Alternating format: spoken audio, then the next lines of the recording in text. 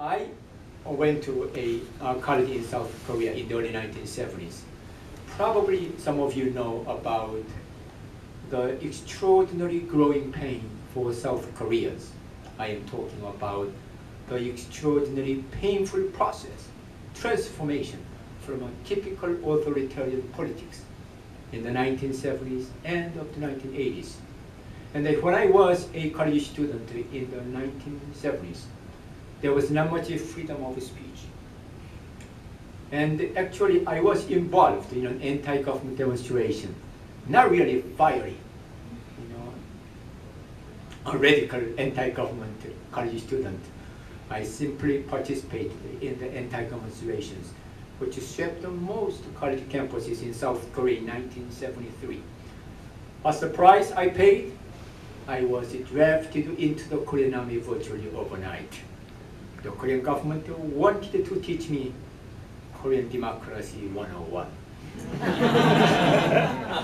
It was a very tough life because I was branded as some kind of troublemaker. I survived the Korean Army tough life, actually tough love, I think, for 33 months and 15 days. Maybe that is when I started paying attention to the value, to the fundamental value of freedom of speech and the freedom of the press as a human right. If we are human beings, we are supposed to enjoy some kind of a fundamental natural right.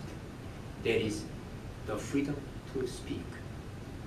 What we think is important to us, not only to us individually, more importantly to our society. Unless we do have that kind of freedom, we will not, grow. I say we will stop growing.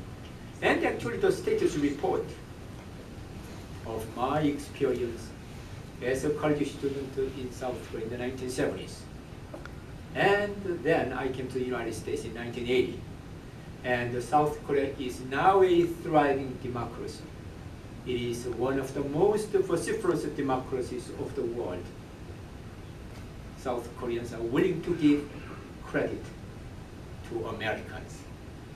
The extraordinary commitment of the United States to South Korea in making South Korea a democracy. And since 1987, South Korea has been extraordinary, participating democracy. Actually, I have to mention this simply because Americans should be proud of what they have done over the past 50 years, essentially. South Korea, some people say, is one of the 3 success stories for Americans in exporting their democracy to other countries, Japan and Germany. So it means what Americans have done to South Korea over the past 50 years has not been an exercise in futility. And we should be proud as Americans what we have done. Now, let's think about freedom of speech and the freedom of the press. I always carry something whenever I move around. Actually, this is something I always carry around. This is what I'm talking about, the U.S. Constitution. Not necessarily because I teach media law, but because as a naturalized citizen of the United States, the U.S. Constitution is always inspiring me. That's why I read the U.S. Constitution of 4,543 words, word by word. I don't know how many times I have read the sacred document of our Constitution.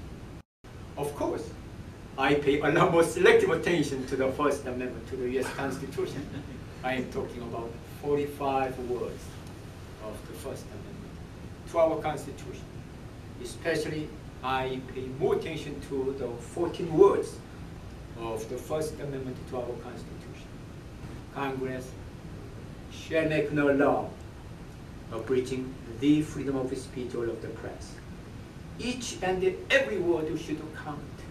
There is no such a thing as redundancy in our Constitution of 4,543 words.